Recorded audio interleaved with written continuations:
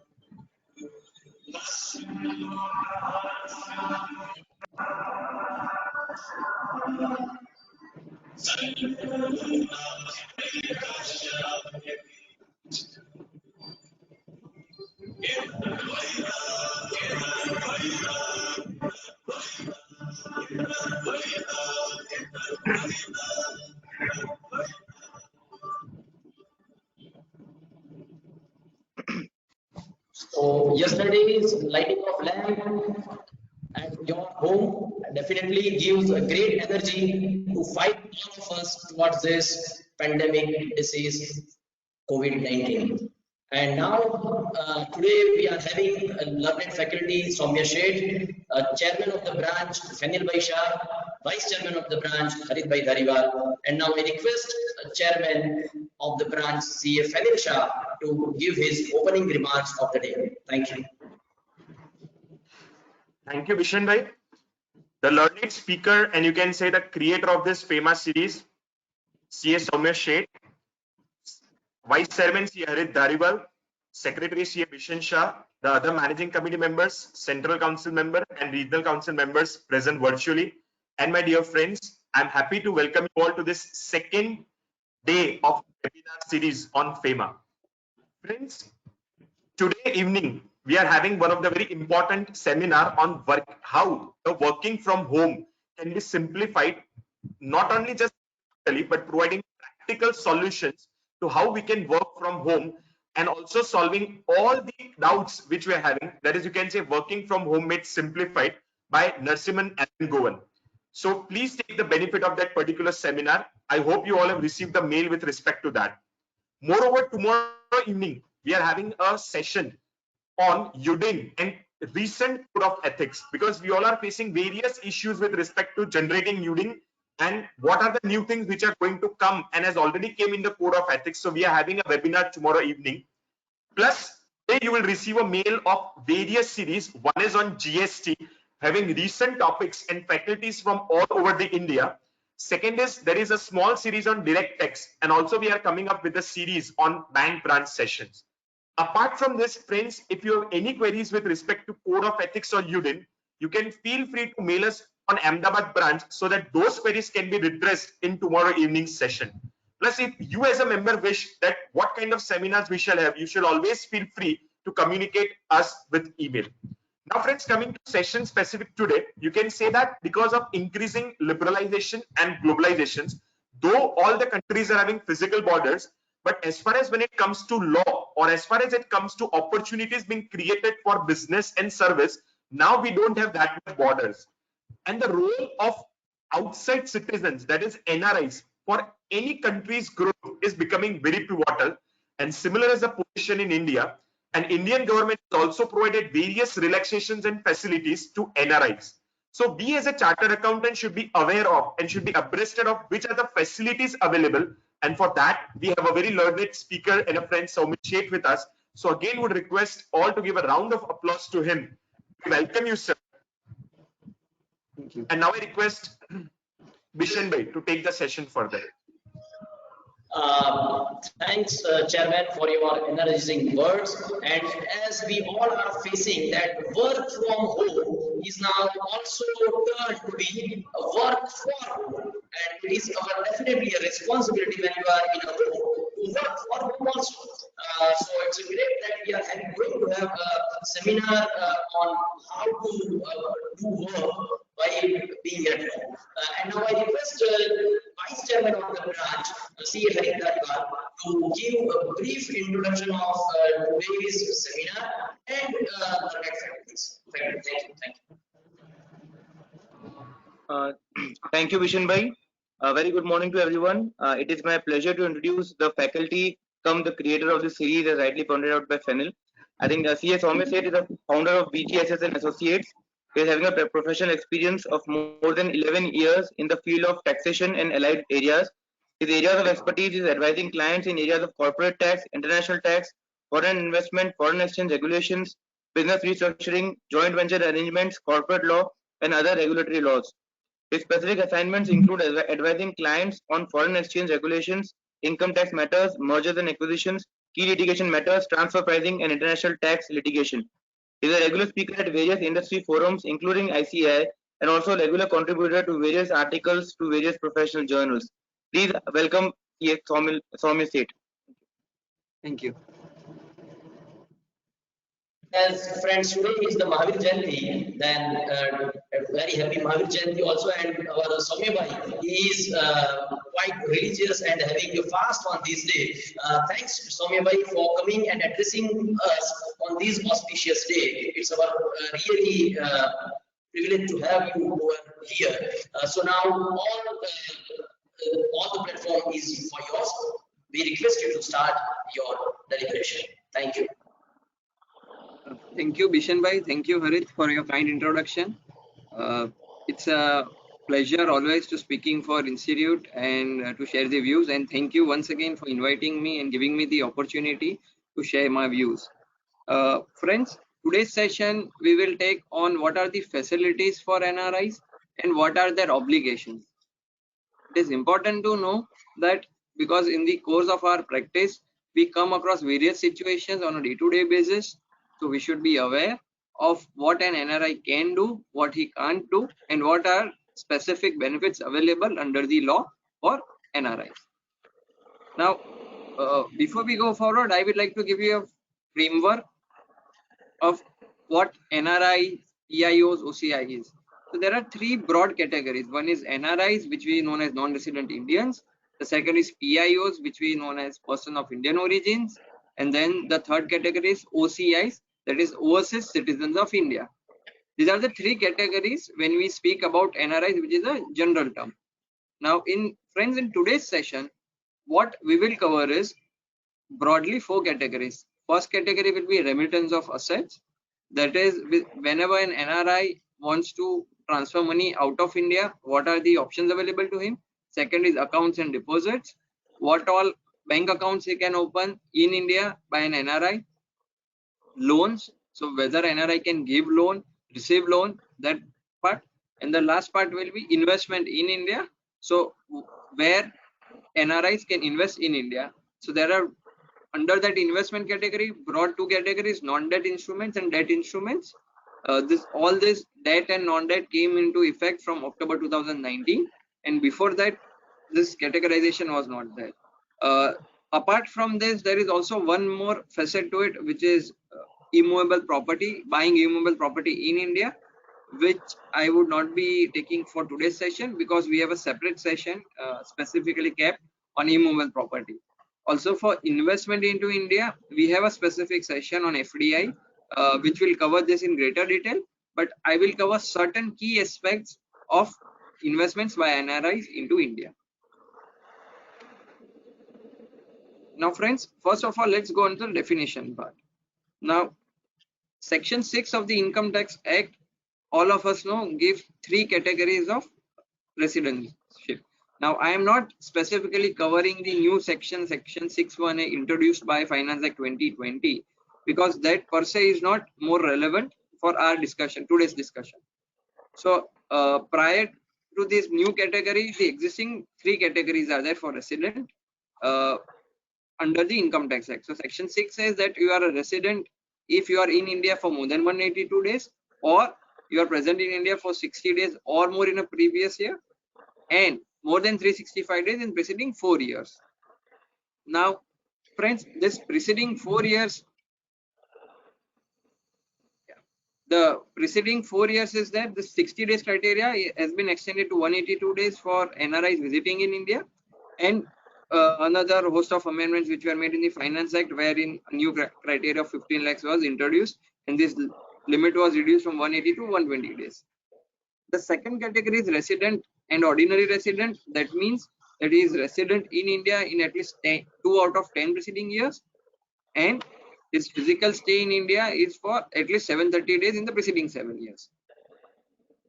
The third criteria is that if he is not fulfilling these conditions of resident and ordinary resident, that is a non-resident in at least 9 out of 10 previous years, or his physical stay in India is less than 730 days, then he will be considered as a resident but not ordinary resident.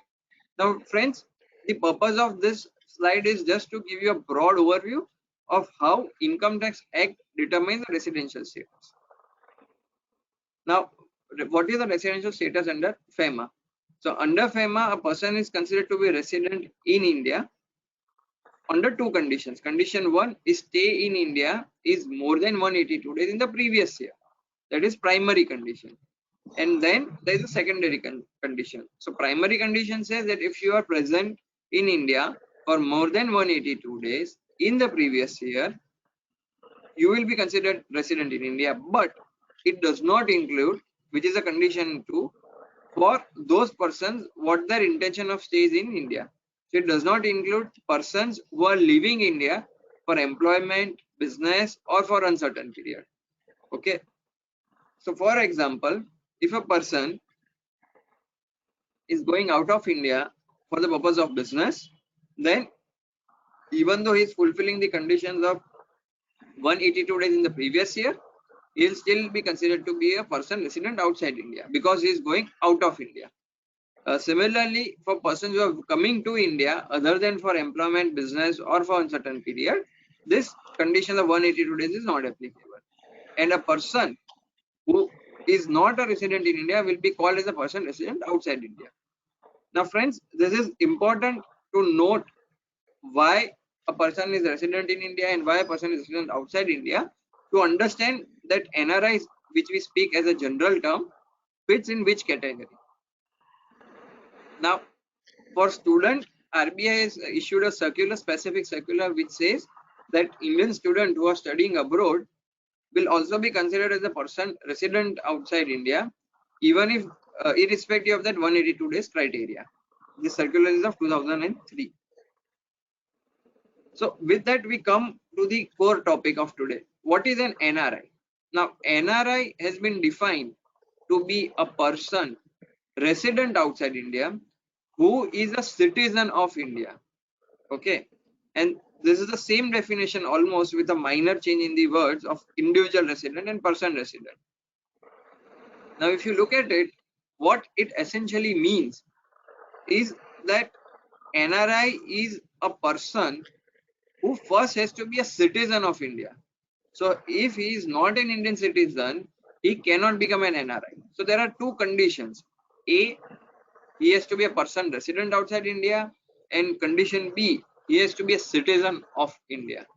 Now, friends, we are all aware when we speak about NRIs, we generally mean non-resident Indians. But under FEMA,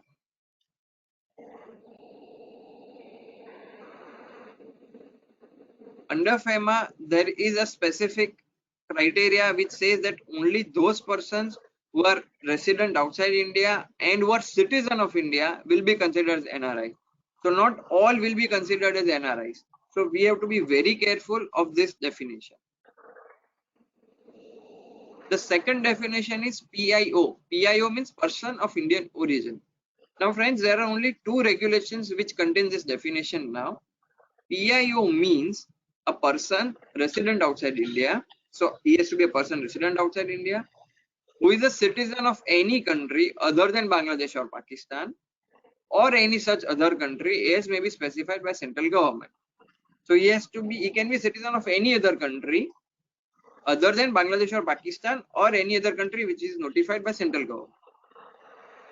And then he has to fulfill following conditions. A, he was a citizen of India by virtue of Constitution or Citizenship Act, or he belonged to a territory that became part of India after 15th August 1947, or who is a child or grandchild or great grandchild of a citizen of India or above persons A or B, that is citizen of India or who belong to territory became part of India after 15th August, or who is a spouse of the foreign origin of a citizen of India or spouse of the foreign origin person referred above. Now, they have specifically defined to mean here in this both the regulations that PIO will include an overseas citizen of India card holder.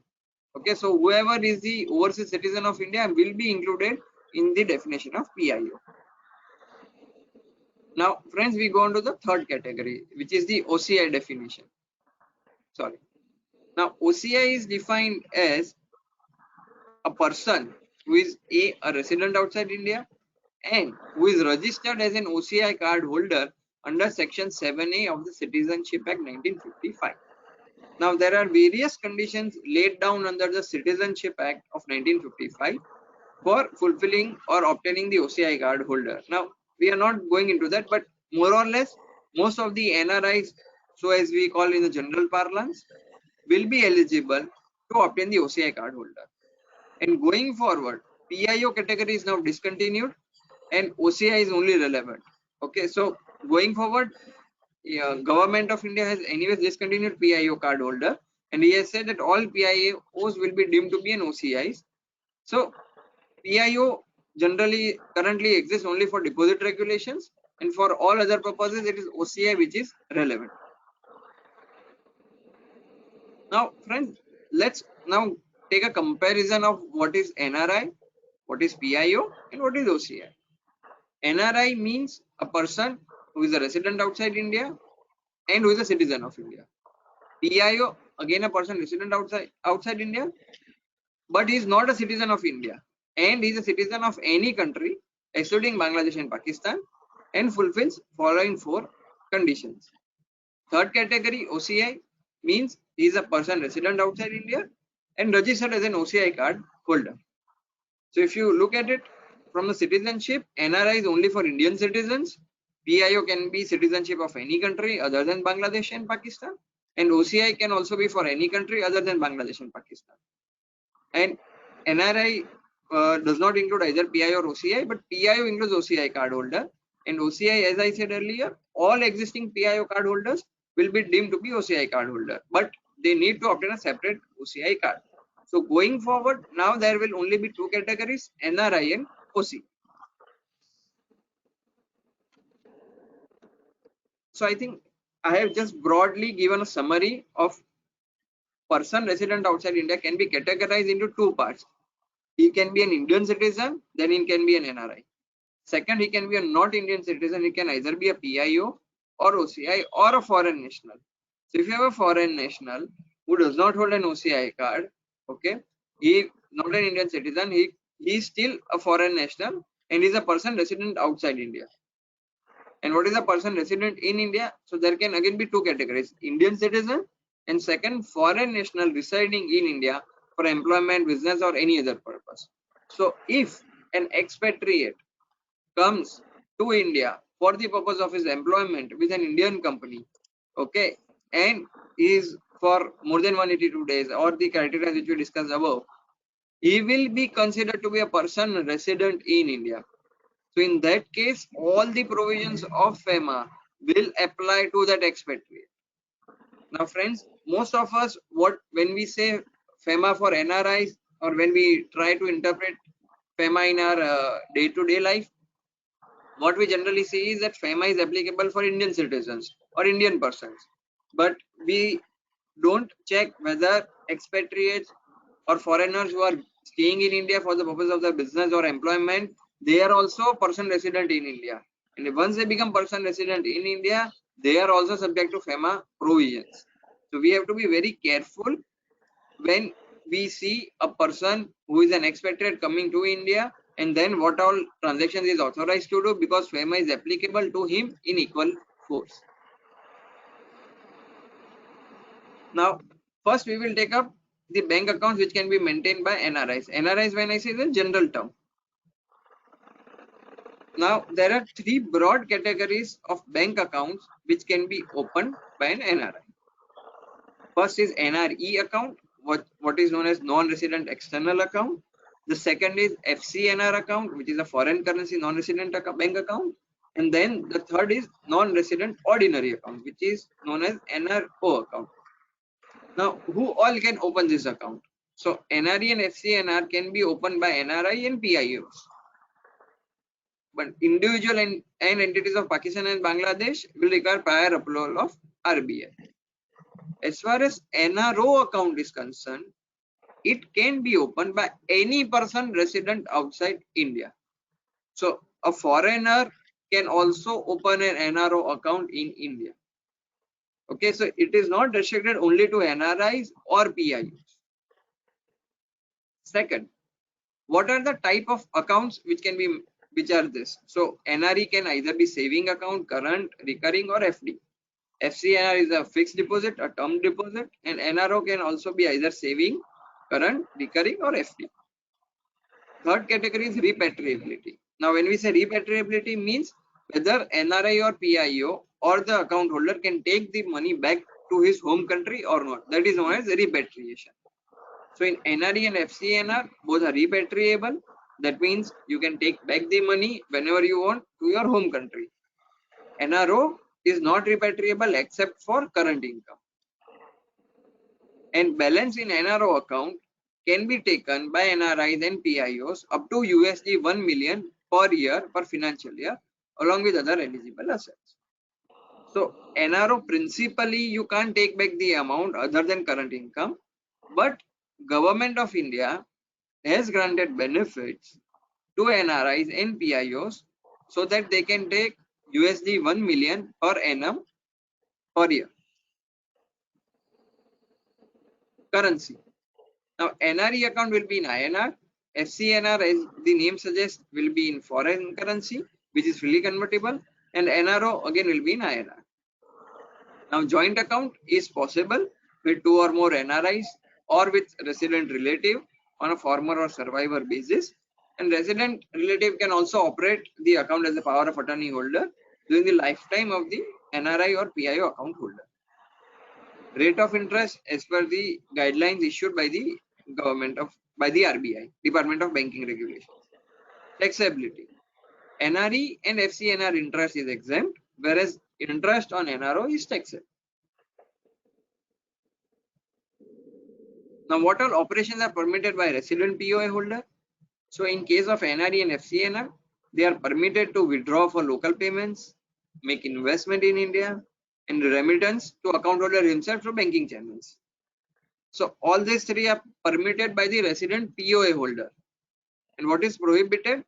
So, remittance outside India to other than account holder, gift to a resident, and transfer funds to other NRE account. In case of NRO account, broadly it is similar.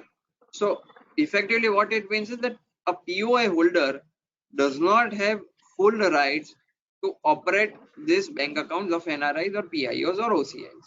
They have a limited right for the reason that central government or RBI are keen that money does not go without any control.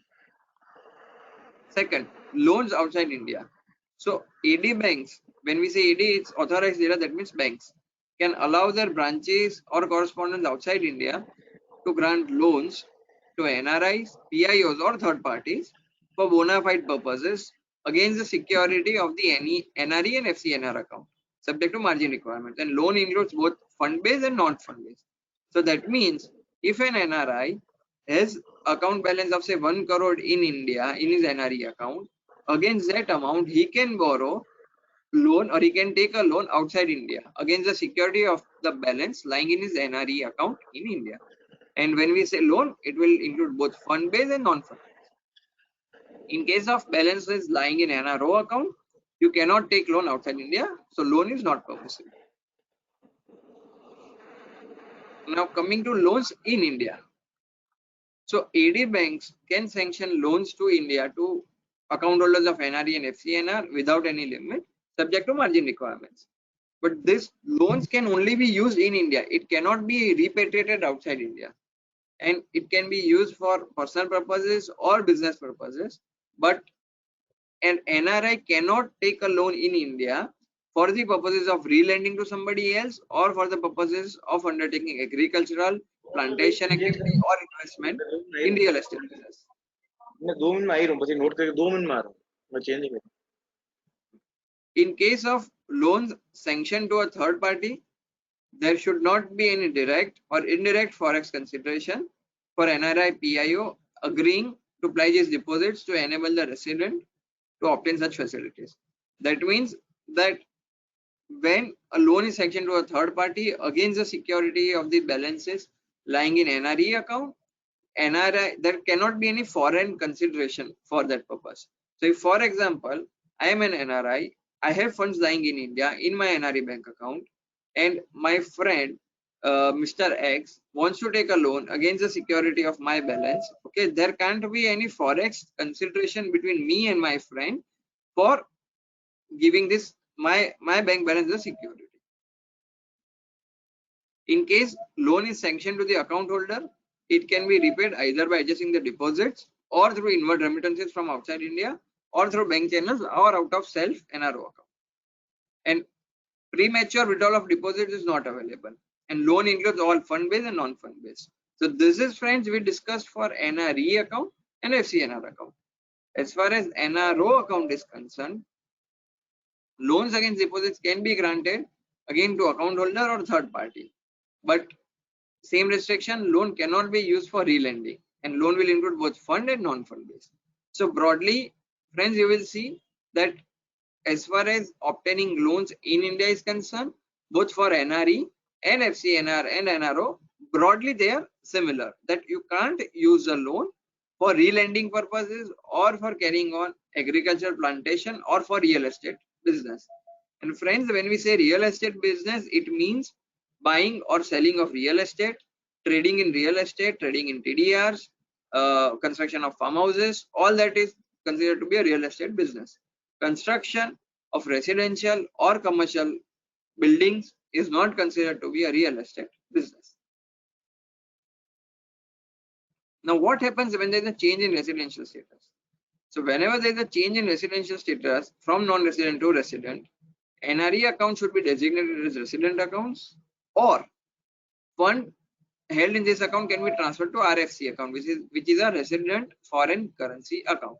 We will discuss this RFC account in detail later on. As far as FCNR deposits are concerned, they are allowed to continue till maturity at the contracted rate of interest, and upon maturity they will be considered into a resident rupee deposit or RFC account. As far as NRO account is concerned, when a person becomes a resident outside India to a resident in India, it will be immediately designated as a resident bank account. That is what we say in normal parlance as a saving bank account. Similarly, when a person who is a resident in India, he becomes a non-resident or a person resident outside India, his saving bank account will be immediately designated as an NRO account. So then an NRI can't continue his normal saving bank account in India. Now, friends, let's look at what are the permissible credits and permissible debits for this different type of bank accounts. Now, for NRE and FCNR, the permissible credits are as follows: A, inward remittance outside India; B, personal checks of foreign currency outside India, traveler's checks, bank drafts deposited by account holder in person during his visit to India; again, tender of foreign currency or bank notes during his temporary visit to India; transfers from other NRE bank account, interest accruing on these funds; current income of the account holder subject to payment of applicable taxes. Now, what we mean by current income? It will be rent, dividend, pension, interest, so on and so forth. And here there is a no qualification of the earlier investment source. That is, original investment can be made either from NRE or NRO. So if I have made an investment in an NRO account and the interest I am getting, that can be also from NRE account. So that qualification of the current income is not there. in the permissible credit for NRE account. Next criteria, maturity or sale proceeds of any permissible investment which was originally made from NRE account or inward remittances from outside India through banking channels. So if I have made an investment from my NRE bank account and I sell that investment and realize capital gains or realize gains, that can be deposited in my NRE bank account or FCNR account. Also, if I have sold an immovable property in India, I can credit it to the NRE account, the sale proceeds, subject to maximum of 2 residential properties during my lifetime.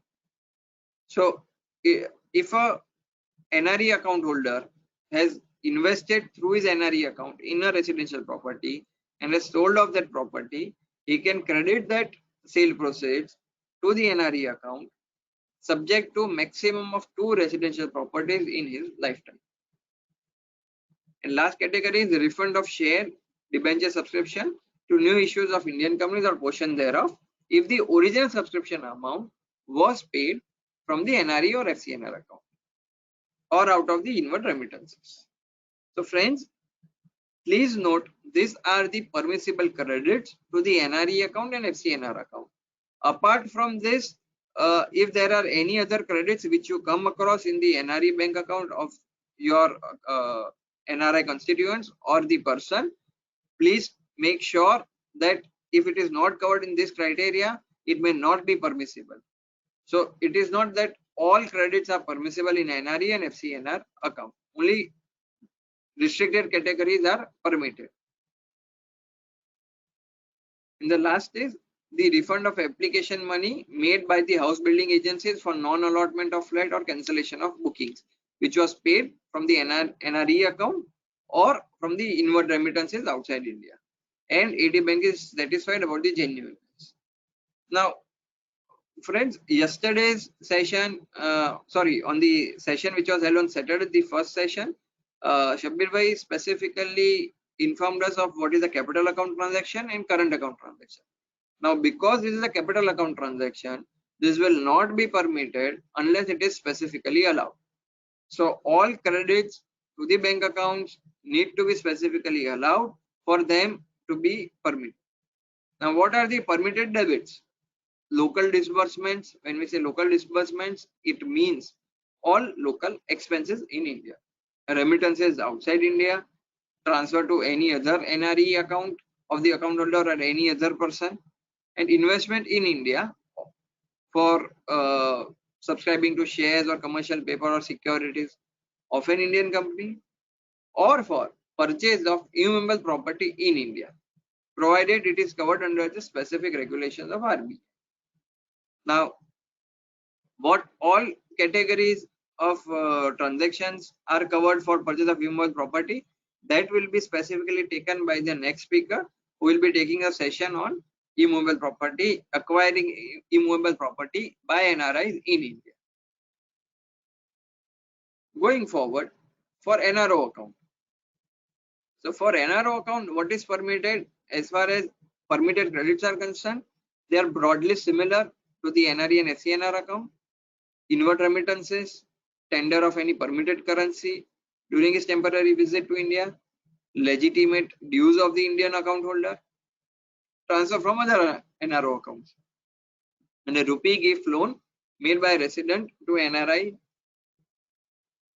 PIO relative within the limits prescribed under LRS. So all these are permissible credits. As far as debits are concerned, all local payments are covered. Remittance outside India of current income is covered. Transfer to other NRO account is covered.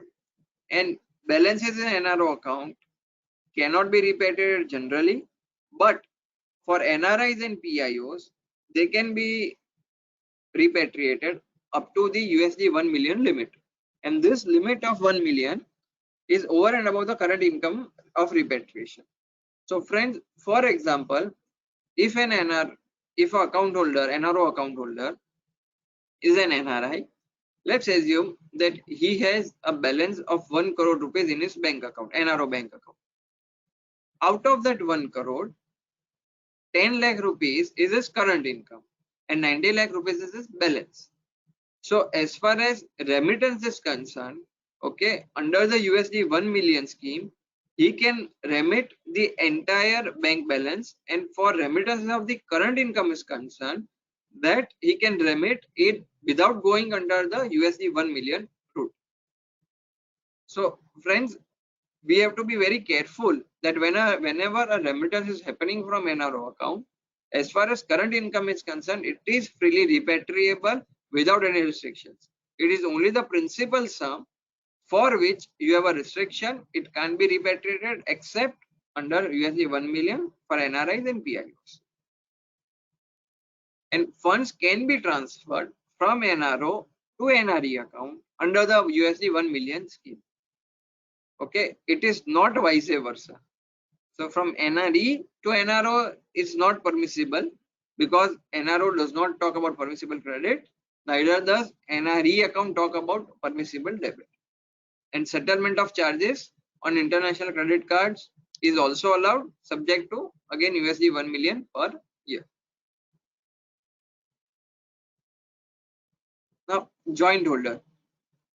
Now, if an individual is a resident in India, he is permitted to include his NRI close relatives, okay, in their resident saving bank account on either or survivor basis.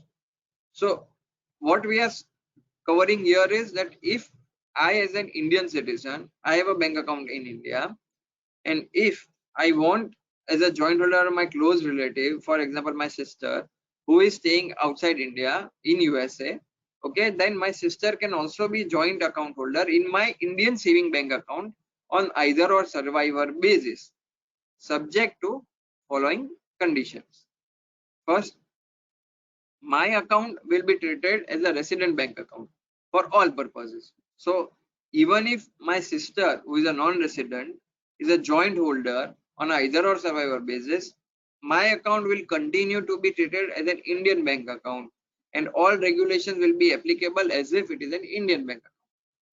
Second, checks, instruments, cash cards, or any proceeds belonging to the NRI close relative shall not be eligible for credit to this account. So my sister, if she has any remittances or cash or card or any dues, it can't be credited to the bank account which she is holding jointly with me in India. The NRI can operate this account only for and on behalf of the Indian resident and cannot create any beneficial interest for himself. So even if he is a joint account holder, he cannot use that account for himself. He can use that account, the relative can use that account only for the Indian resident. And when NRI close relative becomes a joint holder with more than one resident in such account, such NRI close relative should be resident of all the bank account holders. Okay, so if there are more than one joint account holders, the NRI has to be close relative of all the account holders. And where the non-resident account holder becomes the survivor due to any reason, then the Indian saving account will be treated as an NRO account. So for all purposes, let's assume that he is a joint account of an Indian citizen and an NRI, and the Indian citizen dies or passes away, then NRI will become the account holder of that Indian saving account, but it will automatically be converted into an NRO account. And onus will be on the account holder to inform that this account is now converted into an NRO account. Now we go on to the next category, which is SNRR account, which is a special non-resident rupee account. Now, as the title suggests, it is a special facility given by RBI to everyone. Now, who all are eligible to open an account? So, any person who is resident outside India, excluding Pakistan and Bangladesh. So, friends, in this entire presentation, wherever bank accounts come, in most of the cases, probably there will be excluding Pakistan and Bangladesh. We have very joint history with Pakistan and Bangladesh. So that is why they will always be excluded in opening of any bank accounts or any investments into India. So any person resident outside India having a business interest in India, Now, what is business interest? Now, business interest is defined as investment under debt rules or non-debt rules. Okay, import of goods and services, export of goods and services, trade credit transactions, and lending as permitted under the foreign exchange management, borrowing and lending regulations, and business related transactions outside IFSC, which is International Financial Service Center. There is only one IFSC located in Gandhinagar, GIFT City. So business related transactions undertaken outside IFSC by IFSC units as may be notified by RBI. So friends, what is important to note here is that business interest is including the following. So apart from this, if you have any other bona fide business, okay, that will still be covered as a business interest. So for all these purposes, you can open an SNRR account. Purpose, this account can be used for undertaking bona fide business transactions. Now, this account is a current account transaction. That means no interest is eligible on this account. It can be freely repatriated, and permissible credit and debit are that which is incidental to the business proposed to be done by the account holder. So it is important that when I open this SNRR account, this account can be used only for bona fide business purposes and can't be used for any other purposes. So friends, what we need to be careful is that this account is used only for the business transactions and not for any other transactions.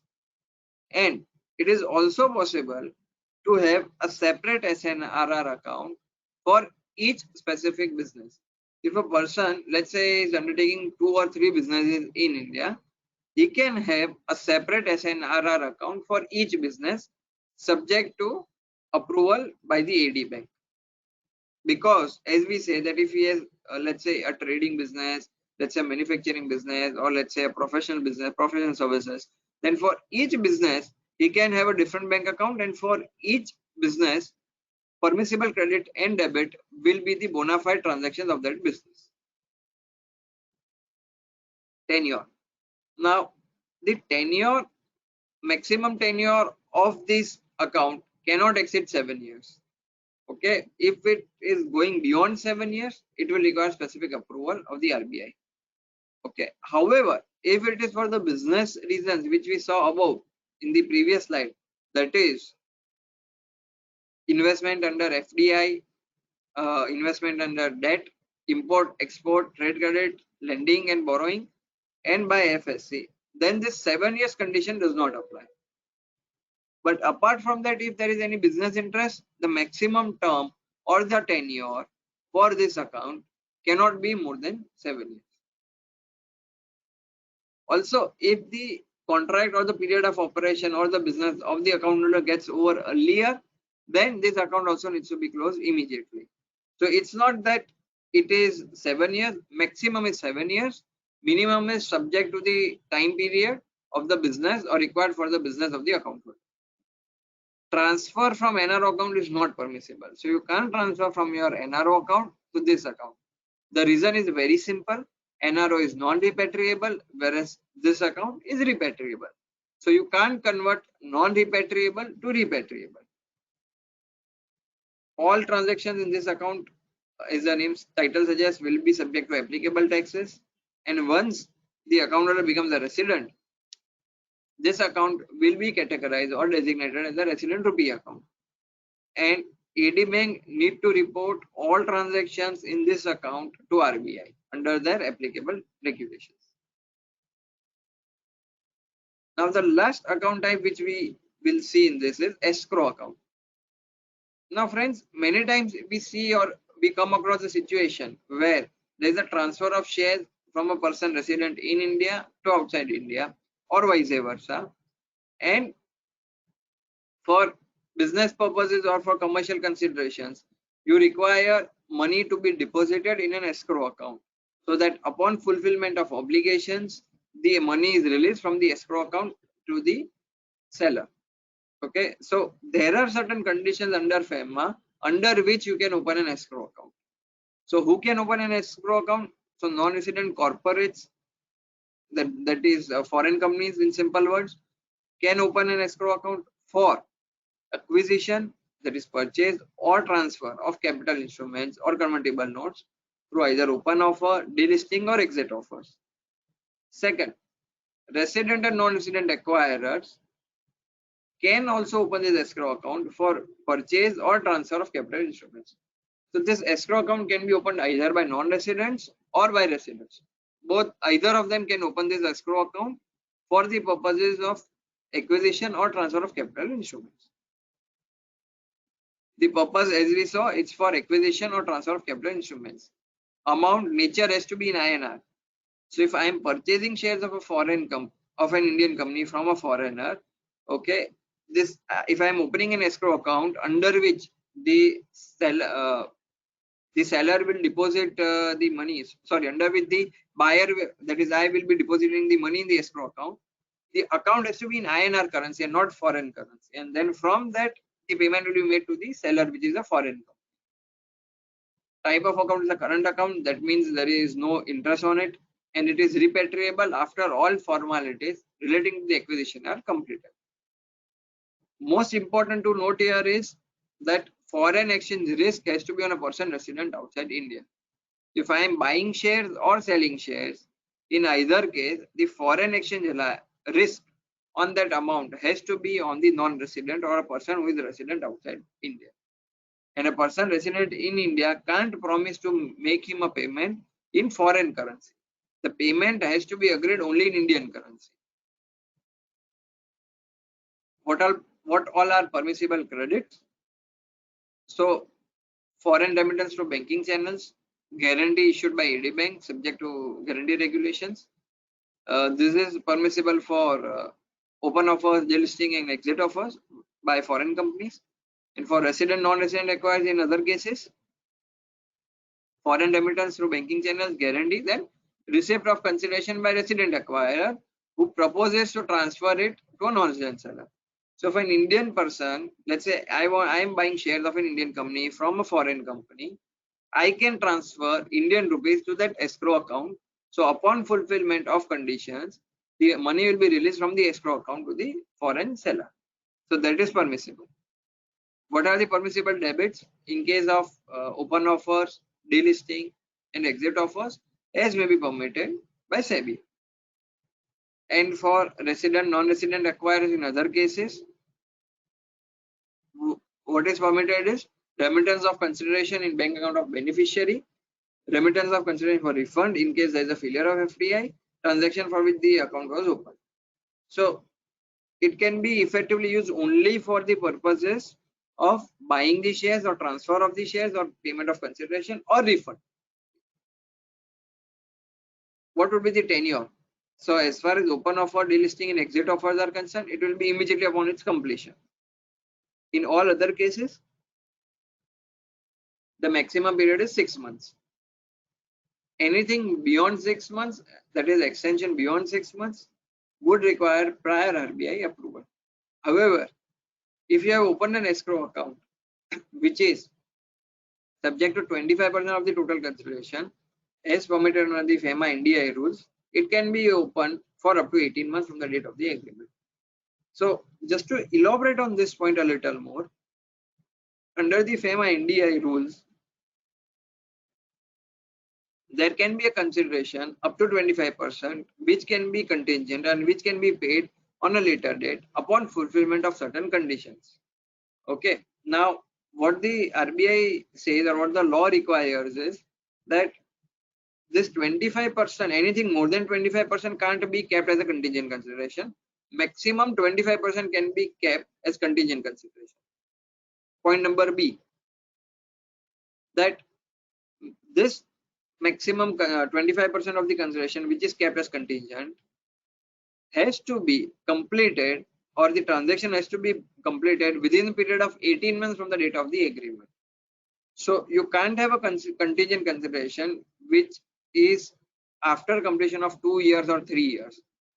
This has to be completed within a period of 18 months only. So you can have a condition, subsequent conditions, okay, what we normally say conditions antecedent, not condition precedent, but conditions antecedent after the completion of deal. It can be maximum for a period of 18 months, not beyond that. So for example, if an agreement has been entered on 1st Jan 2020, non-resident buyer or an Indian buyer can have at least 25% of the consideration contingent subject to fulfillment of conditions. After expiry or maximum duration has to be say June 2021, that is 18 months from 1st Jan 2020. Because of that, this escrow account can also be opened only for a maximum duration of 18 months if there is a contingent consideration involved of a 25%.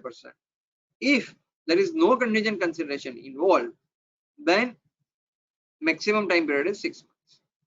And transfer from NRO is not permissible, and no fund or non-fund based balance or facility is permitted against this escrow account.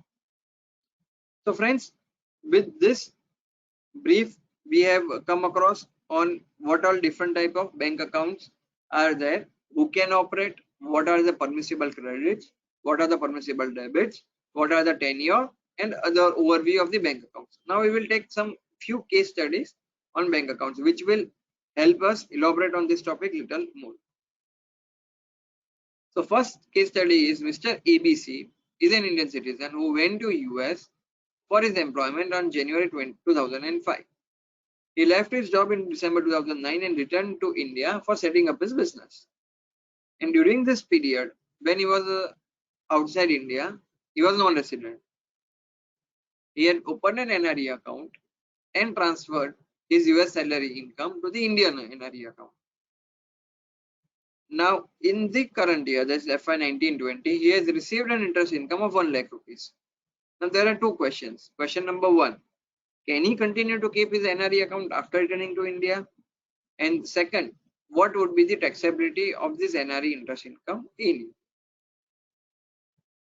Now, friends, what we saw in the earlier slides, that what is most important in this fact pattern is to understand that whether Mr. ABC has become a resident in India or is a resident outside India. If he becomes resident in India, then you go on to the next part, whether he can continue his NRE account or not. So the first step, friends, in any question before us has to be what is his residential status. Once we are sure of his residential status, then only we should move forward to the next status. Many times what we encounter in daily practice or in daily life is that we assume that a person is an NRI, okay, that is either he is a US citizen or he is holding a green card in USA, okay, that means that he is NRI and he can continue to hold NRE account or NRO account. But that is not the correct interpretation. The correct interpretation is, because as we saw earlier, for determining his residential status, that is resident in India or outside India, what is important is his days criteria and the purpose. Nowhere in the residential status is it mentioned that if he is a US citizen or a green card holder, for example, he is a person resident outside India. No, that is not the criteria. The criteria is stay and intention. So in this case, Mr. ABC, because he came to India for business purposes, for setting up his business, he will become a resident right from day he entered into India. Okay, and once he became a resident in India, on the day of his returning to India, he can continue to keep, he cannot continue to keep his NRE account, because NRE account is only for NRIs and it's not for person resident in India. When he came to India, he automatically became a person who is resident in India. And once he is a person resident in India, he cannot hold NRE account. So which brings us to the next question. What about his taxability? Now, NRE interest income is exempt, okay, when a person is eligible to hold the NRE account. Now, in this case, upon returning to India, he became a resident in India. So his NRE account will now be converted into a resident account, saving account. Once it is converted into a saving account, whatever interest income he earns will be taxable as per the provisions of the Income Tax Act.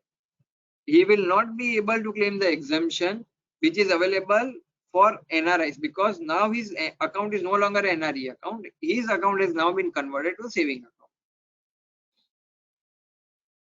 Let's take second case study. Here, the facts are similar as case 1. So, a person, Mr. ABC, has gone outside India for employment purpose and then he has returned to India. But instead of NRE, he has deposited in FCNR deposit for 4 years, which will mature in 2020. So, now the question is, what would be the status of his FCNR deposits? And second, whether the interest income would be taxable or exempt.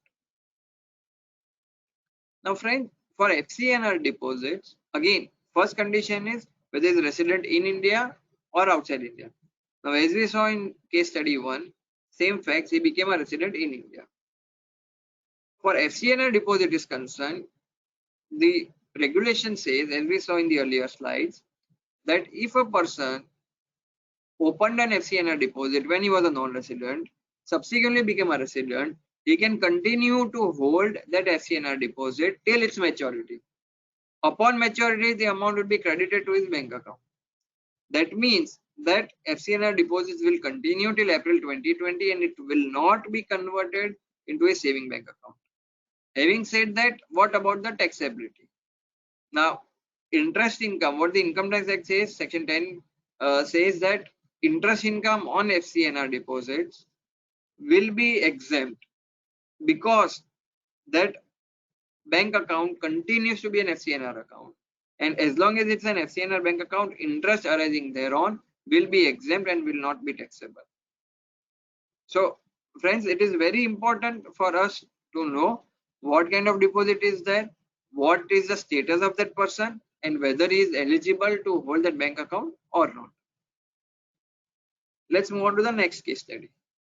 So Mr. XYZ is an Indian citizen who went to US for his employment on January 2015. He opened his NRE account in December 15. Now, he had his Indian saving bank account in India, which was existing before he moved to USA. And now he wants to transfer funds from his NRE account to his saving bank account. Whether it is permissible? Now, friends, in this question, first thing is, what is the status of Mr. XYZ? Mr. XYZ is an Indian citizen who went abroad for employment. So he became a person resident outside India. He is an Indian citizen, so he is an NRI. Point number 1. Point number 2, he can open an NRE account. Answer is yes. Point number 3, what is the status of his existing saving account? So his existing saving account will be converted to an NRO bank account. Okay, as we saw in the earlier slide. Point number 4, can he transfer from his NRE account to his Indian saving account, which is now categorized or which is now converted into an NRO account? The answer is no. He cannot transfer from his NRE account to NRO account because the permissible credit for NRO does not mention or does not cover credit from NRE account, and permissible debit in the NRE account regulations does not cover transfer to another NRO account. NRE to NRE is permissible, NRO to NRO is permissible, but NRE to NRO is not permissible. NRO to NRE account is permissible under that $1 million route for NRIs and PIOs. Fourth case study. An Indian company had opened a branch in Dubai and had transferred few of employees from India to work in Dubai branch. And they are working in Dubai for more than 300 days in a year. Now, ABC wants to pay their salary in the Indian bank account of that Indian NRE account of the employees. So, whether Indian company can do that or not. Now, again, friends, we look on the first question. What is the status of the employees? So, the employees left India for working in Dubai. So, they became a person resident outside India. They are, let's assume they are all Indian citizens. So, they are NRIs. They can open an NRE account. Now, what about the salary income? So as far as salary income is concerned, it is a current income, and it is possible for employers, in this case ABC Limited, to transfer current income to the bank account or the NRE account of the employees. So in this case, it is possible to pay salary of the Indian employees to their Indian NRE bank account. Next case study. Mr. X, who is an NRI, has purchased 1000 shares of RIL from his NRE account, and he receives dividend of 1000 rupees and wants to deposit it in his NRE account. Whether it is permissible, and what would be the answer if the shares are purchased from NRO account on non-repeat basis? So the answer is, as we saw earlier, dividend income is a current income, and current income can be credited to the NRE account. So it is permissible for him to deposit his dividend in his NRE bank account. Second question, answer to second question. What is the status if the shares were purchased from NRO account on non-repeat basis? In this case also, because dividend is a current income, it can be credited to the bank account, NRE bank account, even if the original investment was made on non-repeat basis. So as far as current income is concerned, you don't have to see whether it was on repeat or non-repeat basis. So with this, friends, we come across the end of the bank account section of the presentation, and what I would request is that we will have a Q&A session. At the end of this, we will keep around 15 minutes free at the end of this entire session, wherein you can ask all your questions relating to any topic. With this, friends, we move on to the next part, which is the deposits part. Now, first is acceptance of a deposit by a company from NRI or PIOs on a repeat basis. Okay, so A, who is eligible? Any company including an NBFC, Indian company incorporated in India, is eligible to take a deposit from an NRI PI on a repeat basis. What are the conditions? It has to be under a public deposit scheme. How can the deposit can be taken? It has to be through inward remittances from outside India through banking channels, or debit to the NRE account or FCNR account. What is the rate of interest? As for NBFCs as per RBI guidelines, and for companies as per Companies Acceptance of Deposit Rules 2014. What is the maturity period? It should not exceed 3 years. And there is a cap on company accepting deposits. The cap is that the aggregate deposits accepted by the company shall not exceed 35% of its net owned funds. How can the company make interest payment? It can remit through AD Bank or credit to the depositors NRE, FCNR or NRO account. That is permissible. And upon maturity, the amount is repatriable. So you can transfer the deposit from NRI PIO. So NRI PIO, if they have taken, they are given a deposit in a company, on maturity they can take the entire money back because it is on a repatriation basis. End use restrictions. So it is important to note that when a company is accepting deposit from an NRI or PIO, there are end use restrictions. The first end use restriction is it can't be used for re-lending, which is again not applicable for an NBFC because NBFC's primary purpose is for lending. Second, it can't do agricultural plantation. Third, it can't do real estate business. And fourth, it can't use this amount for investing in any other concerned firm or company engaged in undertaking above activities.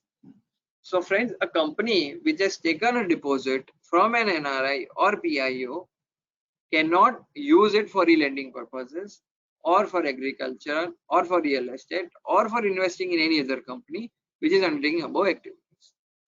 And how do you repay? Either to remit it through AD Bank or credit it to the NRE FCNR account or credit to the NRO account if the depositor so requires. Now friends, in this, please make note that a company can accept deposit from NRI or PIO on a repeat basis or a repatriation basis only under the public deposit schemes, as we saw in the earlier slide, only under the public deposit scheme.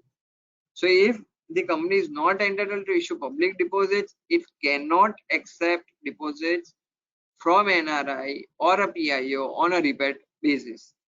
Okay, so please understand even if this thing very clearly, that in which circumstances NRI or a PIO can give deposit to a company on a repatriation basis.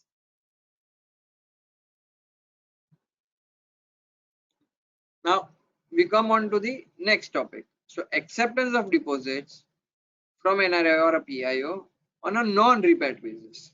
So earlier we saw repat basis only by a company.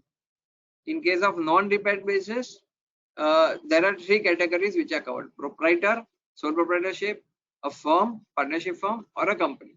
Now who is eligible? Any company including NBFC, proprietorship concern, or firm. What are the conditions for deposits? In case of company, again, it can be either be a private arrangement or public deposit. So a company can accept deposits from NRI or a PIO under a private arrangement. That is possible if and only if the deposits are on a non-repat basis. In case of a firm or a concern, they should comply with the applicable laws relating to the acceptance of deposits. How do you receive deposits? Debit to NRO account only. So whenever an NRI PIO want to make a deposit to an Indian company or a proprietor or a firm on a non-repat basis, it has to be transferred only and only from NRO bank account of the account holder and the NRI. Also, the amount sending an NRO should not represent inward remittances or transfer of funds from the NRI account. So an NRI cannot transfer his foreign amount, foreign income to his NRO account and then from NRO give a deposit. It has to be only from the local remittances. What is the rate of interest for NBFC as per RBI guidelines and for others subject to applicable regulations? Maturity period should not exceed 3 years. What are the end use restrictions? Again, similar what we saw earlier: relending, agriculture, real estate, plantation, or investing in any other form, business or a concern engaging above activities. It is non-repatriable. When we say repatriability, it is non-repatriable. So upon maturity of the deposits, the NRI or PIO holder can't take that money back outside India. So friends, with this, we have broadly, in this slide, I have broadly summarized what all type of bank account or deposits can be opened. So in case of a bank account, it can be A, NRE account, B, NRO account, C, FCNR account, D, SNRR account, E, escrow account. These 5 type of accounts can be opened by NRIs, OCIs, or PIOs. Deposits, again 2 categories: non-repatriable, repatriable. For non-repatriable, who are eligible: proprietorship, company, and firm. For repatriable, it has to be a company. So friends, a proprietorship or a firm cannot take a deposit from NRI or OCI on a repatriable basis. Okay, so we need to be very careful of this whenever an Indian company or a firm or a sole proprietorship concern wants to accept deposits from NRIs or OCIs. With this, we move on to the next topic. What happens when there is a change in residential status of an Indian person residing in India to a non-resident and vice versa? So there are 2 sections of FEMA which deal with this criteria. Section 6(4) of FEMA says that a person who is a resident in India can continue to hold, own, transfer, or invest in foreign currency, foreign security, or any human property situated outside India if such currency, security, or property was acquired, held, or owned by such person when he was resident outside India. So what it means essentially is that if a person was a resident outside India, okay, he owned foreign currency, foreign security, or immovable property outside India, subsequently he became a resident, he can continue to hold that property, that assets outside India, even if he is now becoming a resident. The second criteria is a person resident in India can also hold such foreign assets outside India if they were inherited from person resident outside India. So friends, if as a person I am sitting in India, okay, I want to acquire any foreign asset or security by transferring funds from India under the LRS route or under any other mechanism, then there are certain conditions or restrictions available under the law. But if I am holding foreign assets when I was a non-resident, subsequently I became a resident, I can continue to hold that foreign assets without any limitations.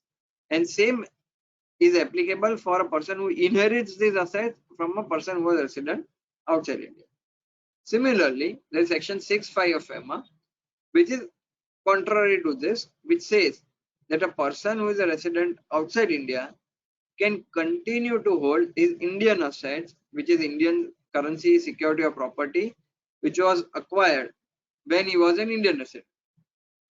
So if I am an Indian resident today, tomorrow I join a company in USA as an employee, okay, I have my Indian investments in India, immovable property in India, I can continue to hold my investments and immovable property in India even after becoming a person resident outside.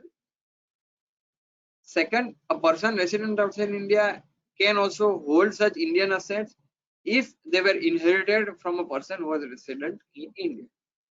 So essentially what it means is that even if you change your status from resident to non-resident, you can continue to hold your Indian assets and vice versa when a person becomes resident from non-resident. So if he becomes a from non-resident, he becomes a resident, he can continue to hold his foreign assets without any problem and limitations.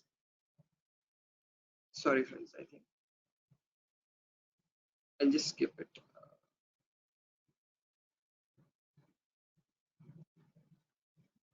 Yeah. So we can broadly say when a person is coming to India, in general parlance, we call it returning Indians. They are coming to India.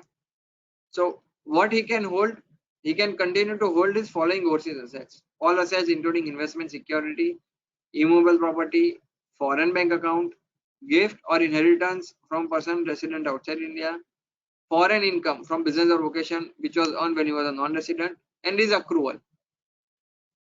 So if I am an Indian citizen, I was working in USA for a foreign company, I had my foreign bank account, I had purchased immovable property there, okay, I had investment in shares, and subsequently I came to India, back to India. All my foreign assets I can continue to hold as it is, even their interest income on bank accounts or my FDs there. My capital gains, I can earn capital gains on that income, dividend income, all that I can continue to earn outside India without any limitations.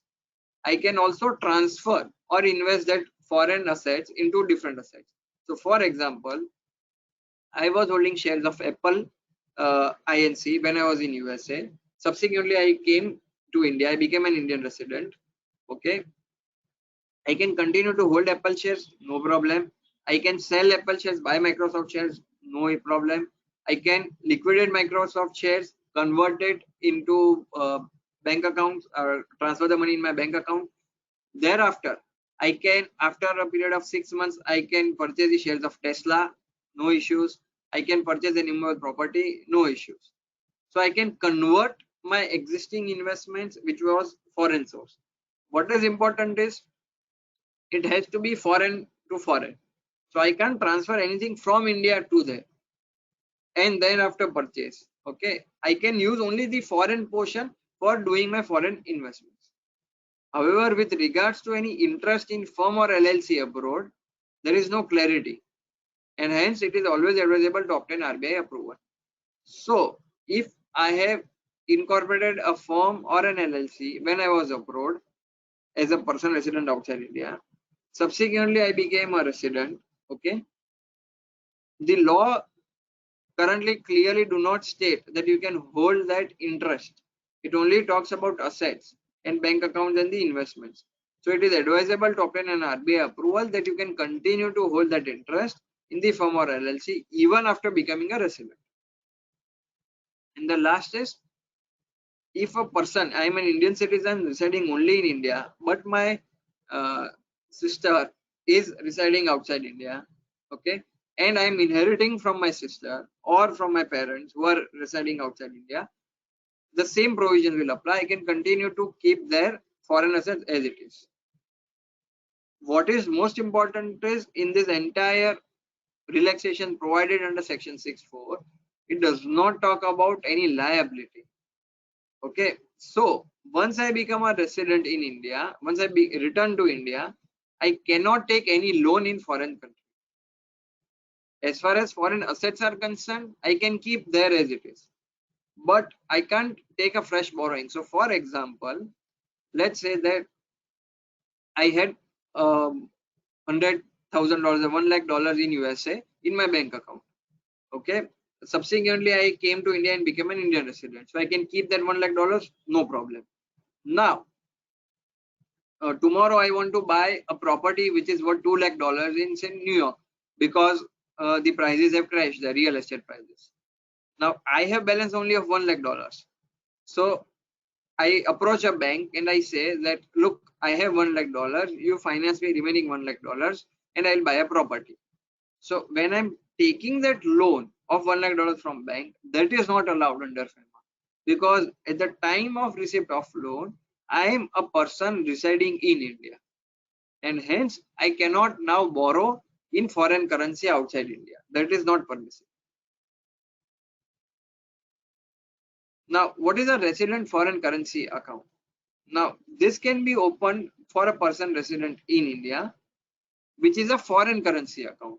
Okay, and why this account I am taking in this year is that whenever a person is coming to India, which we saw earlier in the earlier slide, returning Indians. So whatever amount he receives on conversion of his overseas assets, and he wants to repatriate to India, he can transfer in foreign currency to this resident foreign currency account. Okay. Also, any pension or superannuation or any other benefits which are received from the foreign employer can also be transferred to this foreign account. Again, this account is in foreign currency. Inheritance from a person resident outside India, or transfer or balance from NRE account upon changing residential status. Okay, and maturity proceeds from insurance company in India.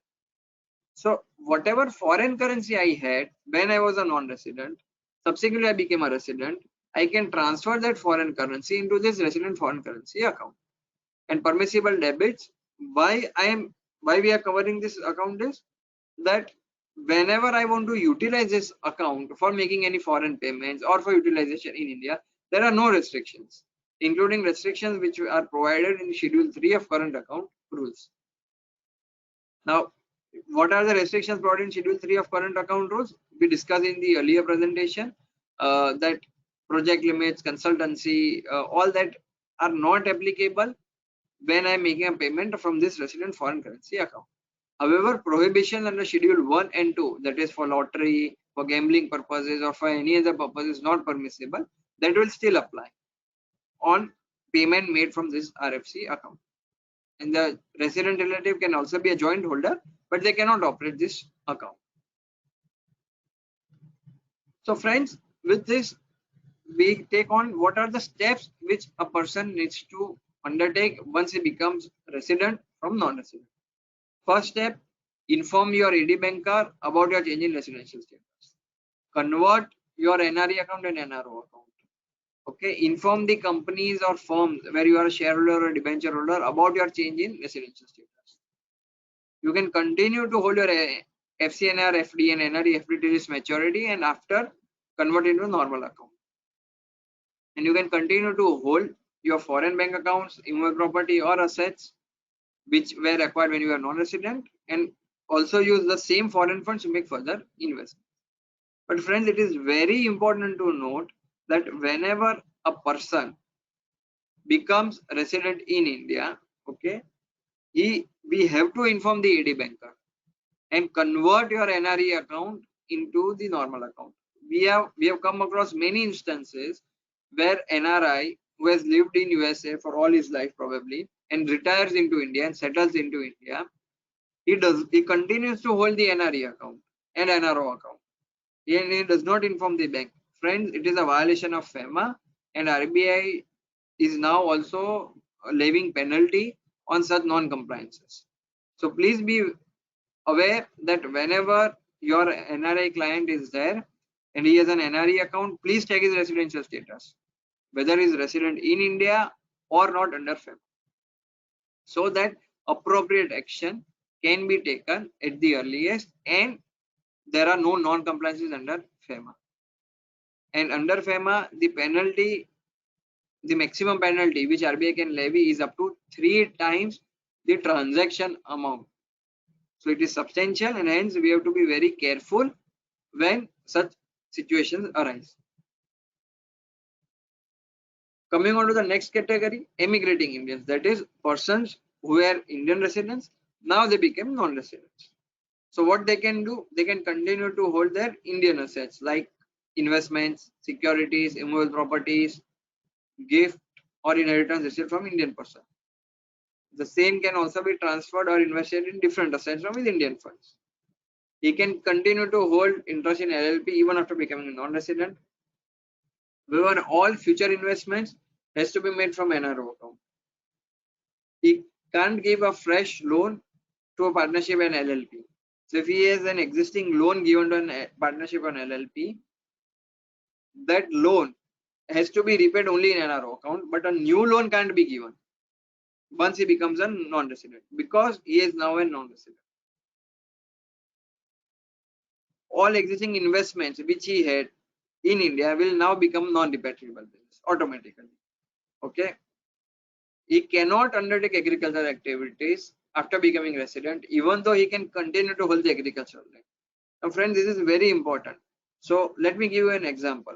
Let's assume I am a farmer holding an agricultural land near Ahmedabad, and I am doing agricultural activities there. I have applied for citizenship of Canada. I obtained citizenship of Canada and I moved to Canada on an employment basis, and I obtain a permanent residency of Canada and I shift my residence to Canada. What will happen? I will become a person resident outside India. Once I become person resident outside India, okay, what will happen to my agricultural land in Ahmedabad? I can continue to hold that agricultural land, no problem. Can I do agricultural activities thereon, that is farming? So can my family members who are still in India continue agricultural activities on my farmland? The answer is no. That agricultural activity, if I am the owner, I can't continue any agricultural activities on that land once I become a non-resident. So this is very important to note that all the farmers who become non-residents, okay, they can continue to hold their land provided it was owned when they were resident or it was inherited from a person resident in India. In that case, they can hold it, but they can't do agricultural activities on that land. So what are the steps we need to undertake? First step, when you become a non-resident, you inform your ID banker, convert your existing savings into an NRO account. You can continue to hold PPF, but only till its maturity. You have to inform your companies where you are a shareholder, debenture holder, that now your residential status has changed to a non-resident. You have to inform your depository participants. Your existing life insurance policies can continue. Your partner share of profit will be deposited in NRO account. And there is a prohibition on undertaking existing business of trading in real estate, real estate, chit fund, nidhi fund, or agriculture plantation activities. Now, all overseas investments under a ODI or LRS can be continued. Okay, but you need to inform them that now you have become a non-resident, so then they will cancel the UI. Now, friends, we come across many situations in practical life where what happens is that a person, an Indian citizen, okay, he gets an employment, say in a US company or an Australian company, and he leaves India. He stays in US or Australia for a few years till he gets a permanent residency or H1B visa or green card there in USA, and thereafter he settles there. In the intervening period, because the moment he left India for the purpose of employment outside India, his status became a non-resident because he became a person resident outside India. When he became resident outside India, what happens to his existing bank accounts? So in most of the cases, in a practical scenario, what we see is his existing bank accounts continue. Nobody informs the bank. Okay, uh, he may have properties in India from which he may be deriving rental income. Continues as it is. Okay, he may have investments into India made into various listed companies. Okay, again, does not inform the bank, does not inform the companies nor depository participants that his status has changed. Now, all that is violation of FEMA. Okay, in most of the cases, they also contribute to make investment in PPF account every year. Okay, without any restrictions, and upon maturity, or that is upon the expiry of 15 years, they keep on extending it even for 5 years, because they have not informed the bank also in the first place. Now, that, as I said, is not correct law. That is not the correct position you should take. The correct position is, and the legal position is, that immediately once he becomes a non-resident, you inform the bank, you inform the PPF, you can continue to hold, but you can't make fresh investments in your PPF account. So please be aware of this law, and please be very careful when you come across this situation in practical life. Now we come across to the next topic, which is remittance of assets outside India. Now, when we say remittance of assets outside India, it means that you want to transfer funds from India to outside India. There are two categories. First is citizen of a foreign state. Second is NRIs and PIOs. Now, as we saw, what is a citizen of foreign state, which does not include Nepal or Bhutan. Now, friends, you remember in the starting of the presentation, I gave an example that if an expatriate is coming to India for an employment with an Indian company, he will become a person resident in India, but he is a citizen of foreign state. Now, what happens if after say service of say 2 years or 3 years, now he moves back to his home country, which is say for example USA? What happens to his investment in India?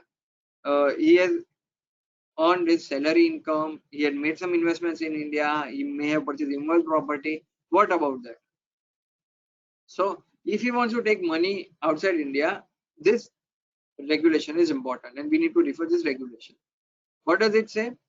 That a citizen of foreign state, person has retired from employment or inherited assets from person referred in section 6(5), which is Indian resident, or is a non-resident widow or widower and inherited from spouse or Indian national, he can take the money back subject to USD 1 million per year. So if an expat employee has his bank account in India, investments in India, he can take all those investments and immovable property, can sell off that property and take back subject to 1 million per annum. And even remittance by students of surplus money on completion of studies is also allowed up to again USD 1 million. In case of NRIs and PIOs, whatever is the income, whatever is the balance lying in NRO account, you can take that back up to USD 1 million per annum. Beyond 1 million, you need approval, but up to 1 million is allowed under the automatic route, whatever is the balances lying in NRO account. Whereas for citizen of foreign states, only if they are fulfilling these criteria, they can take back the money up to 1 million. But it is important that for this 1 million, all remittances are undertaken only through one AD bank and subject to payment of taxes. So available to NRIs and PIOs, AD bank can allow up to 1 million balances NRO, sale proceeds of assets, assets acquired by inheritance or legacies. In case of assets acquired under settlement deed made by parents or relatives, settlement should effect on the death of settler. And if it is not on the death of settler, it will be amount to gift. And then there are certain declarations which NRI or PIO have to give, which is that it is from the legitimate receivables. They have not borrowed and take the money back. So I can't borrow if I am an NRI, I have an NRO account. I can't borrow from my friends and take the money outside India. That is not allowed. And I can't transfer from another NRO account, take the money back?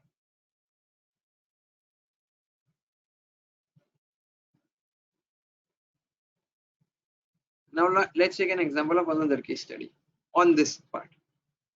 Mr. Ram is a resident of USA and he has a PIO balance lying in NRO account amount to 10 crores received from the sale of his inherited immovable property. And he wants to repatriate that entire amount for buying a residential house in USA. Can he transfer that entire 10 crore or not? The answer is that he can transfer only up to $1 million, and $1 million we say would be roughly 7.5 crore rupees roughly.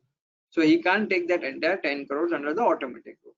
If he wants to take that more than the entire amount, the right approach would be he should approach RBI, ask for specific approval, and RBI, we have seen cases, does give approval if there are genuine cases for taking the remittances even exceeding 1 million. Mr. Steve is a resident of USA and was employed in Indian company for 10 years. He retired from his employment and now moved to USA. And he has saving income up to 1 CR. Can he take back? The answer is yes, he can take back even if he is not NRI or PIO, because in the first category which we saw, he is a foreign citizen residing in India, and this income is from his employment income. So he can take back up to USD 1 million per annum. So friends, with this we come to end of the deposits bank account part, deposit part, and what do you do when there is a change in residential status, and the topic relating to remittance of assets. How does NRI take money back from India? What are the modes available to him?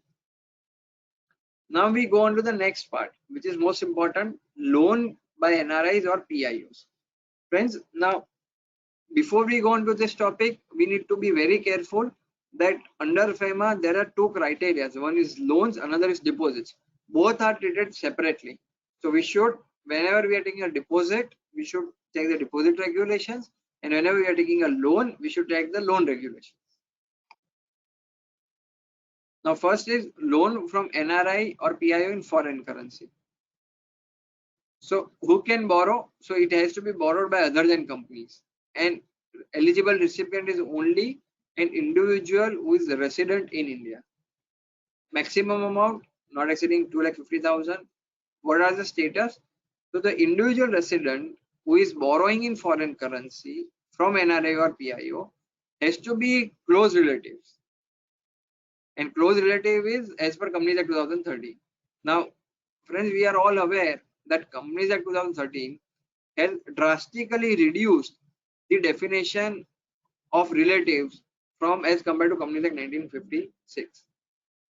So now we have very few categories of persons who can be qualified as relatives under Companies Act 2013. Okay, so be that it may be, under FEMA, if an individual wants to borrow in foreign currency from NRI or PIO, he has to be a close relative, and he can't borrow more than USD 2,50,000. Other restrictions as may be prescribed by RBI from time to time. Now RBI has not prescribed these regulations. These are the new regulations which came into effect from December 2018. However, till date RBI has not prescribed any regulations which were there earlier. Earlier there were detailed regulations of what should be the interest rate, what should be the end uses, so on and so forth. But today RBI has not yet prescribed. Hence, whenever any individual resident who wants to take a loan in foreign currency from NRI PIO, who is their close relative, the ideal approach is you go to RBI with a specific approval, specific request, and upon obtaining specific approval of RBI, take a loan. Otherwise, this can be construed negative. Now, loan from NRIs or PIs in Indian currency by other than companies. Okay. So, borrowings by person other than companies, who can borrow? So, any individual or anybody can borrow from NRI or PIOs, but they have to be a close relative. So again, it has to be an individuals. There are end use restrictions. That is, it can't be used for agricultural, plantation, real estate business, construction of farmhouse, trading in TDRs, Nidhi, chit fund, investment in market, including margin trading and derivatives. Okay, so again, for this is loan in Indian currency from NRI, PIO by their close relatives in India.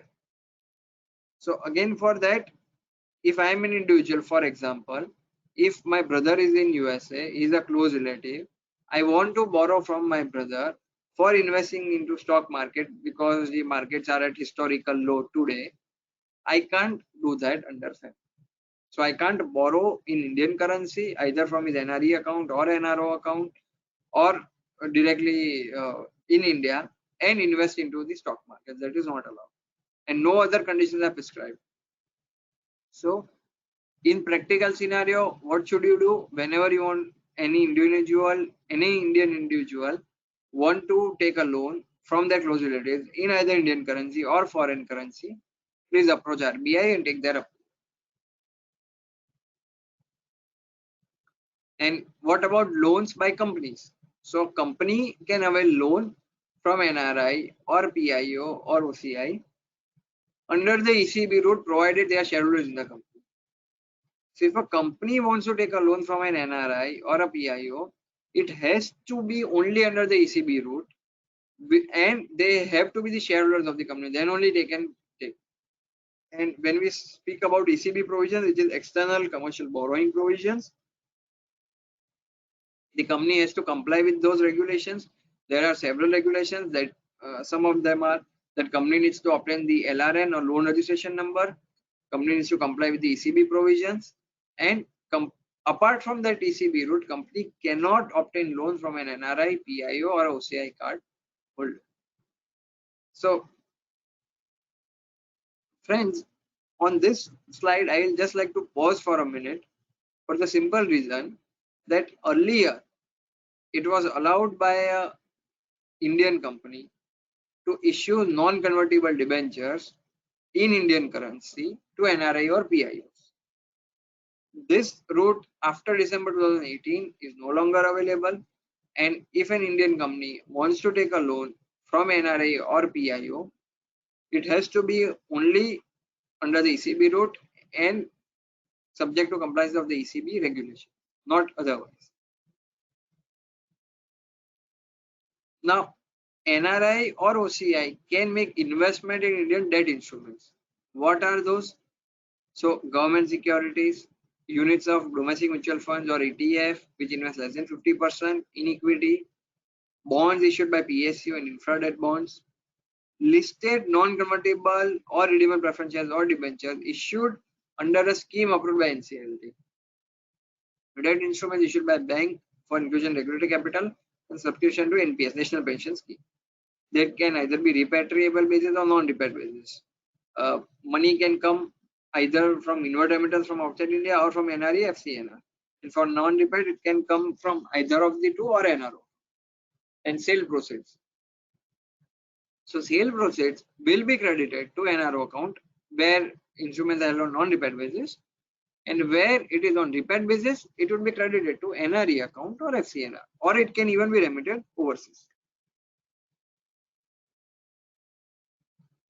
So friends, if you look at this slide, what is important is that NRIs or OCIs can't invest into listed NCDs issued by Indian companies. This is a change as compared to the earlier regulations, which permitted NRIs or OCIs to invest into listed NCDs of Indian companies. Now, post December 18, it is no longer allowed.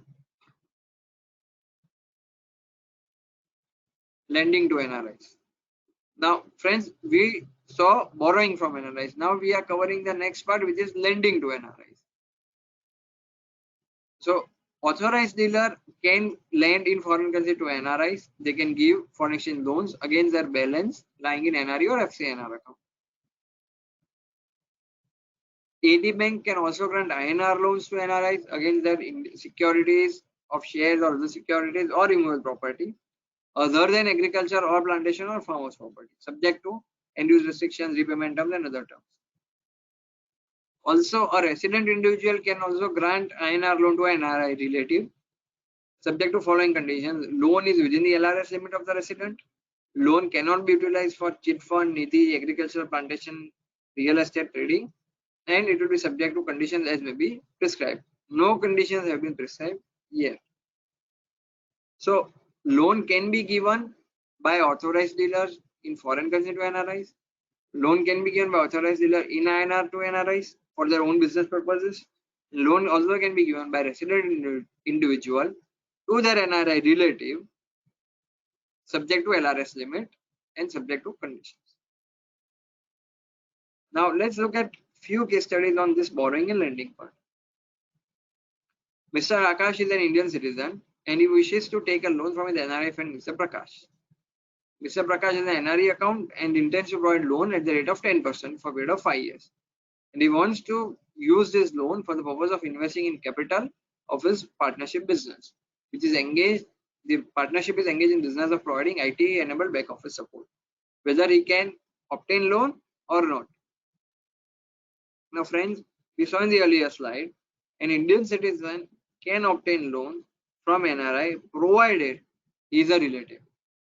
If he is not a relative, he cannot obtain a loan. So, in this case, Mr. Akash cannot obtain a loan because Mr. Prakash is not his relative. Security deposit. Mr. XYZ is an NRI who wants to take a premise on rent. Now, Indian resident landlord is asking for an interest-free deposit from NRI. Now, can XYZ give interest-free security deposit to Indian resident landlord for the lease of the property? And can Indian landlord take this interest-free security deposit from NRI?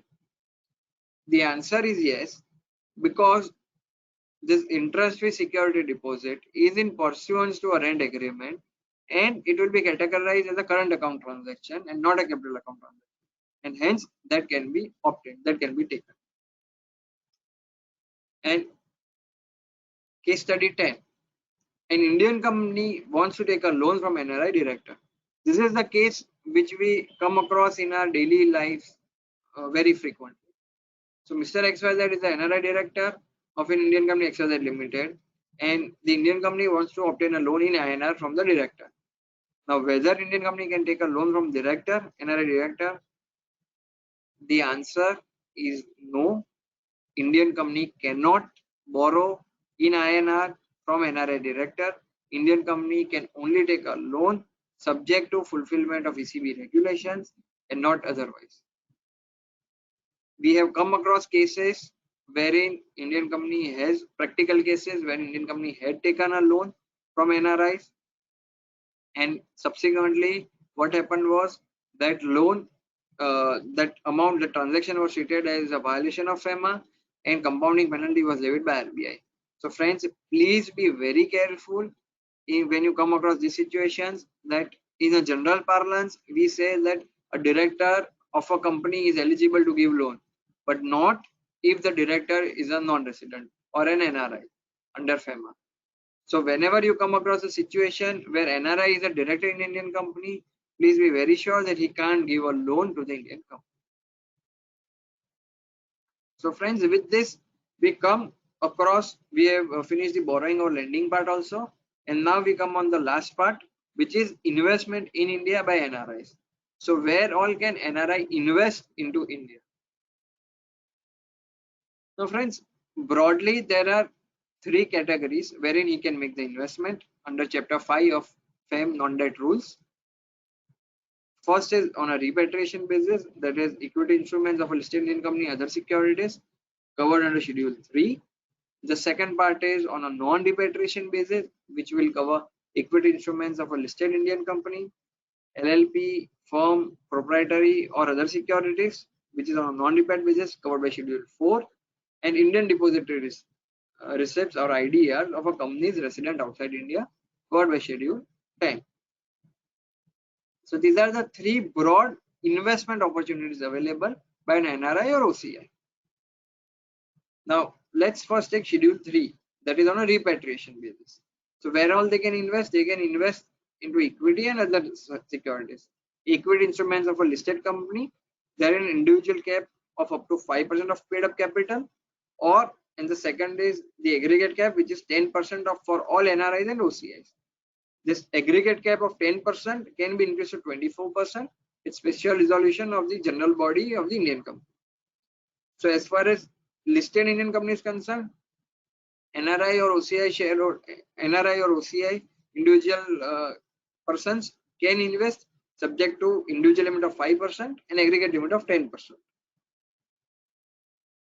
As far as units of domestic mutual funds are concerned, they can invest without any limit, but the only condition is that mutual fund has to be an equity oriented mutual fund. That is to say, more than 50% of its investment has to be in equity investments. They can also invest into shares of public sector enterprise without limit, and shares being are disinvested by central government or as per terms as per notice inviting bids. And fourth, they can also subscribe to NPS. The second part is investments on a non-repaid basis. So non-repaid basis will cover equity instruments of an Indian company and investment in an LLP. Who are eligible? NRI, OCI are eligible.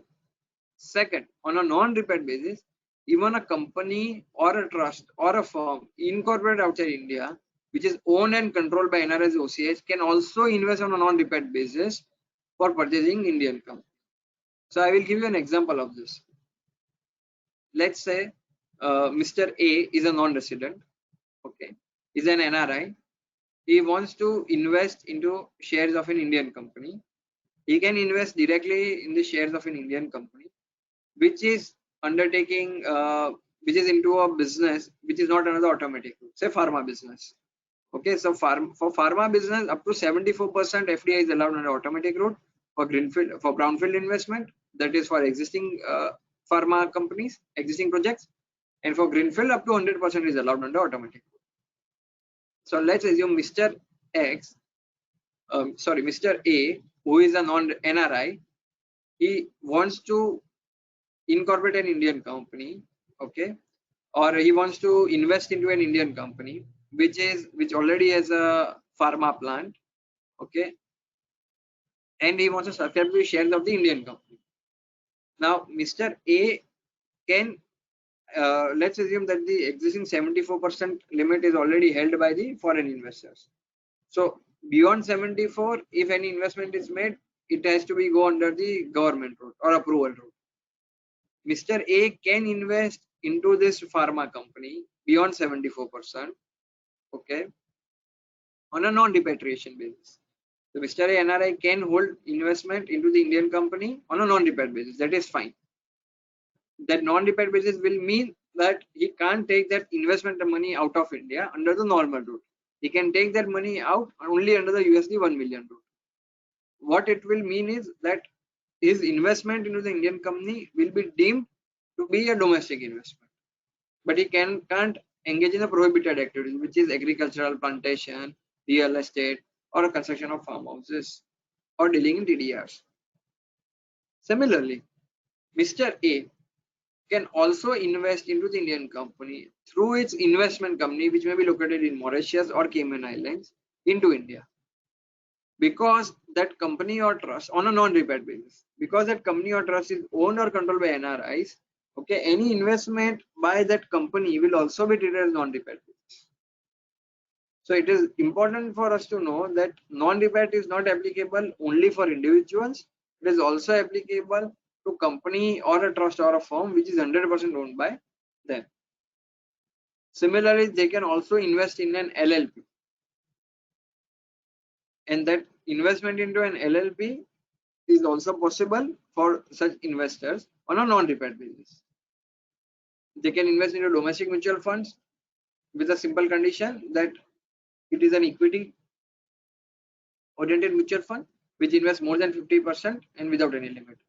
And they can also invest in a firm, partnership firm, or a proprietary concern which is not engaged in prohibited activities.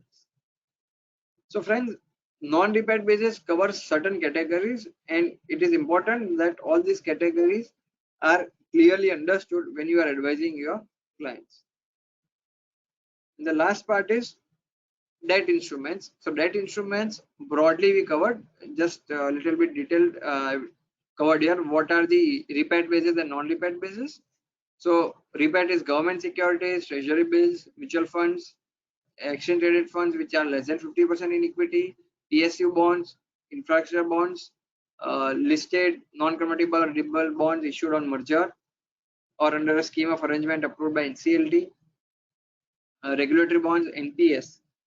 And on non-repeat basis, they can invest in racial plan or saving certificate. So NSCs also they can invest, NRIs or OCS can invest in NSCs on a non-repeat basis. And they can also keep those instruments as collateral to recognized stock exchange in India for the transactions in exchange traded derivative contracts. So friends, with this we come to the end of the presentation. Now, if there are any questions, we have 10 minutes, so I think we can take the questions.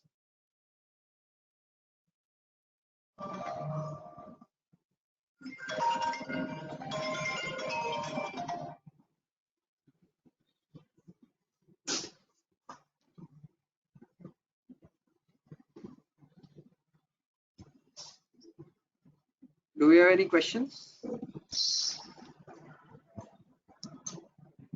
Soumya bhai? Yes. Yes, thank you. Like I guess ki, you have deliberated, and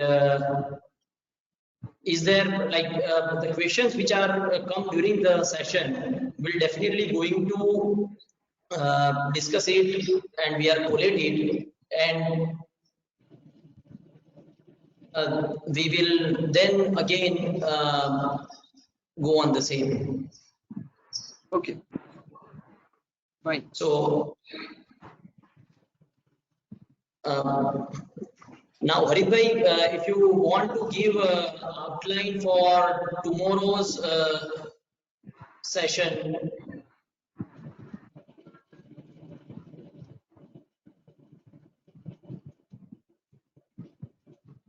Or Fanil bhai, if you want to say something. No, thank you, Vishen bhai. So we are having some queries. So what to do about that? It's in a WhatsApp I think group. first of all, we have Vishen bhai, we have received the queries on the WhatsApp group, and as you are told, we are just compiling the queries. And even the earlier sessions of Sabir bhai, we have already compiled and sent to the speaker. So once we receive both the replies, we can send to all the members in the WhatsApp group. So Perfect. this session, also if you have any queries, you can send it to us before 4 p.m. We'll compile and send it to Soumya, and he will revert to us as soon as possible.